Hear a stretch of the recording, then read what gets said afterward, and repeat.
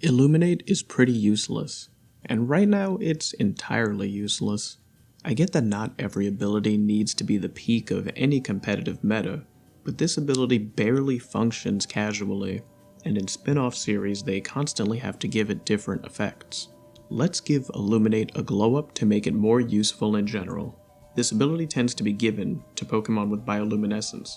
There are some abilities that have effects outside of battle. Some examples are Static and Magnet Pull, which give a 50% chance to force an electric or steel type, respectively, when encountering wild Pokemon. Outside of battle, if your Illuminate Pokemon is in the lead, the encounter rate of all wild Pokemon is doubled, even if they are fainted. I suppose this ability could be nice for training or shiny hunting, but it's outclassed by Arena Trap and No Guard, which actually have in-battle effects to help during the encounter. This is compounded by the fact that in Generation 9 we don't have the traditional wild encounters. Instead, wild Pokemon are visible in the overworld and can be approached on command. Right now there aren't any Illuminate Pokemon in the game either, so I haven't been able to test if the ability was altered to accommodate the encounter changes. The key takeaway is that Illuminate could be more useful, and it would help any current and future bioluminescent Pokemon released, especially considering that a fair amount of them are probably going to be insects and plants. First off, we are giving Illuminate an extra out-of-battle effect. If you were in a dark location in a game, having an Illuminate Pokemon anywhere in your party, even if fainted, will light up the area as if you have used Flash. I know that HM moves are probably gone for good, and believe me, I'm happy about that. However, if they come back for any reason in the main series games, in a remake or some spin-off game, Illuminate should light up the area to be an extra alternative to Flash. Next, Illuminate will get some real in-battle effects. Pokemon with Illuminate will negate accuracy drops on their side of the field, and negate evasion boosts on the opposite side of the field. Yes, this is effectively just Kenai ability for the team. This doesn't matter as much for most types of competitive play since evasion spam isn't consistent and most accuracy drops are incidental.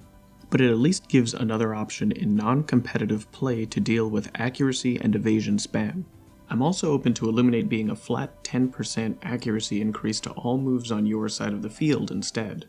Sure, this steps on the toes of Victini's signature ability, Victory Star, but that doesn't matter honestly.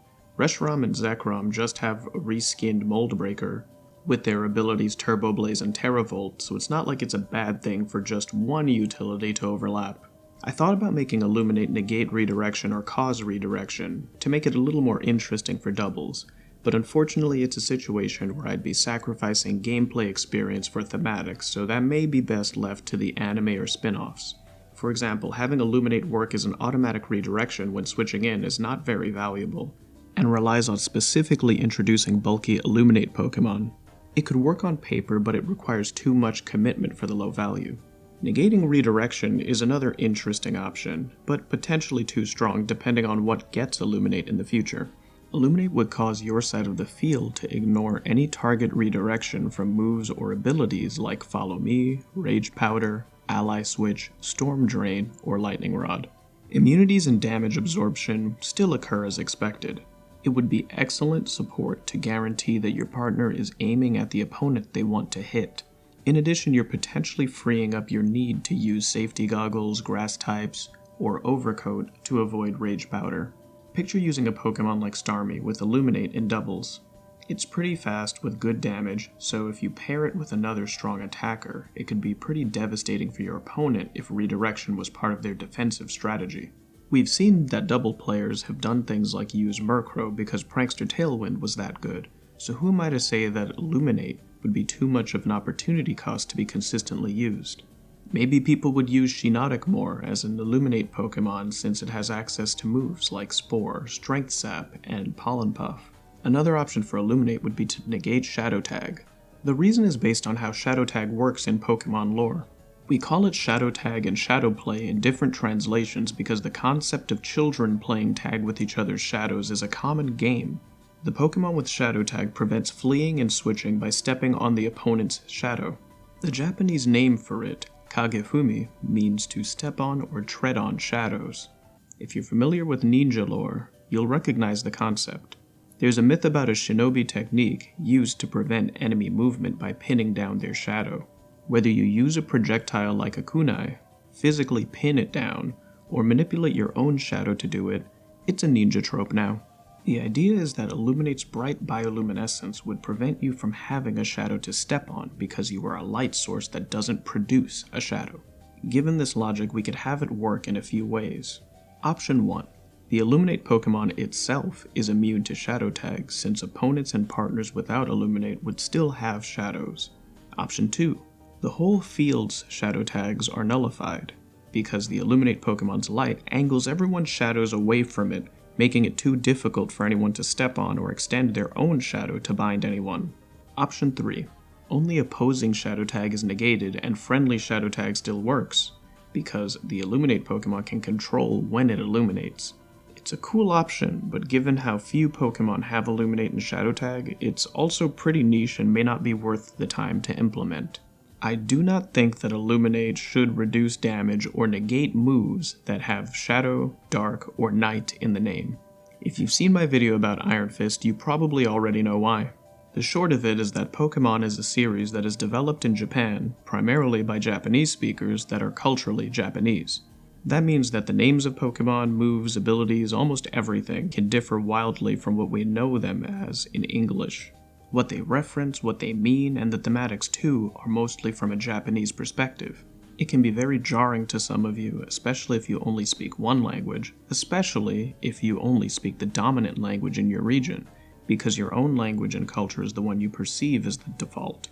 Given the disparity in localization, it could put a strain on naming new moves just to account for Illuminate stopping a specific class of moves. We also cannot reduce the damage or negate Dark-type moves because Dark-type more embodies underhandedness or wickedness as opposed to literal darkness. Doing something like reducing ghost damage could make sense, since most moves with Shadow in the name are Ghost-type, but once again that's kind of pushing it to say bioluminescence staves off all ghosts. Overall, Illuminate should be an alternative to Flash if Flash returns. It should either boost accuracy by a flat 10% or negate accuracy and evasion shenanigans to help the team. This should give it more chances to do something in battle. Regarding doubles, if it wouldn't be broken, maybe let it negate redirections for the team. If those effects are too strong as a team effect, then make it an effect for the whole field, as in accuracy, evasion, and redirection fails for everyone, friendly or foe, if the field is illuminated. The Shadow Tag interactions are niche, but could be useful for some game modes, spin-offs, or mods. Hello, this is post-production Cammy. Okay, so apparently people combed through the game's data and found out that its new description is, by illuminating its surroundings, the Pokémon prevents its accuracy from being lowered. I write a lot of these scripts and pre-record them in bulk before actually editing them. Turns out that this got added in version 1.3.2 of Pokémon Scarlet and Violet, around the end of June 2023? But again, still haven't seen it myself in-game because there's no legal Illuminate Pokémon. Didn't know where to put this after the fact, so here it is. I hope this video was illuminating. What combinations of changes do you prefer for illumination? What suggestions do you have for the ability? Let me know in the comments. It's truly fun to hear from you. That's all I've got, and I'll see you all in the next one. May your day be bright.